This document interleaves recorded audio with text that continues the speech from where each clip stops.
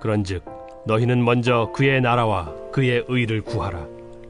그리하면 이 모든 것을 너희에게 더하시리라. 할렐루야. 주의 은혜와 사랑이 오늘도 하늘 양식과 함께 하시는 여러분에게 넘쳐나시길 간절히 소망합니다. 믿음으로 시작하는 오늘의 삶도 주님이 동행하실 줄 믿습니다. 오늘의 말씀을 시작합니다. 오늘날 우리의 삶의 질을 결정하는 중요한 요건은 빠름인 것 같습니다. 배달도 신속, 이동통신도 5G, 기차도 KTX 등 빠름이 관건인 것이 너무나도 많습니다. 이러한 초고속 문화에 우리의 육신은 그럭저럭 적응하고 있지만 우리의 영혼은 어떨까요?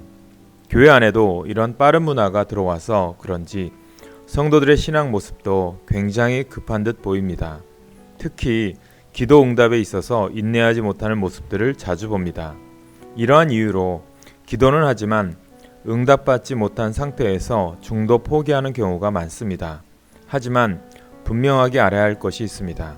기도 응답은 빨리 받는 것이 좋은 게 아니라 완전한 응답을 받아야 한다는 것입니다. 태중에 있는 아기가 제 날짜를 채우지 못하고 나오면 인큐베이터에서 남은 개월수를 채워야 하듯 하나님은 때가 되지 않은 기도에는 응답하지 않습니다.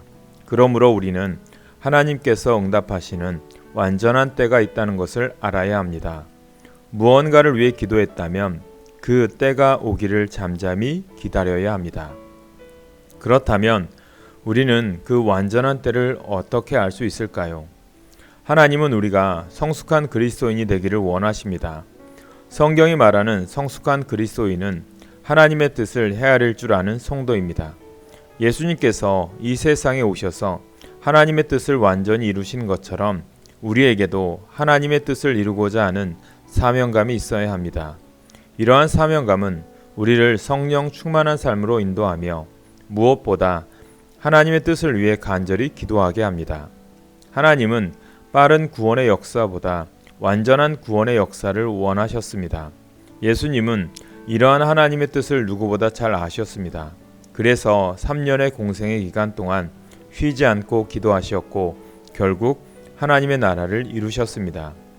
하나님의 뜻을 이루시고자 우리의 구원자가 되신 예수님께서 오늘 우리에게 말씀하십니다.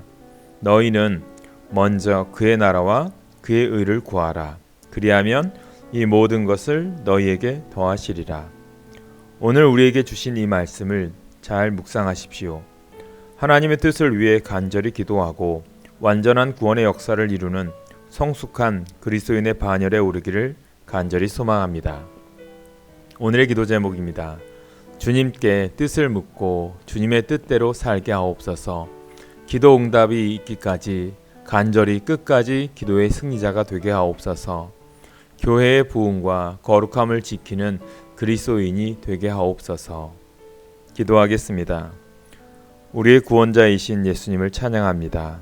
길이요 진리요 생명이신 예수님을 온전히 뒤따르며 하나님의 뜻을 위해 간절히 기도하는 성숙한 그리스도인이 되게 하옵소서.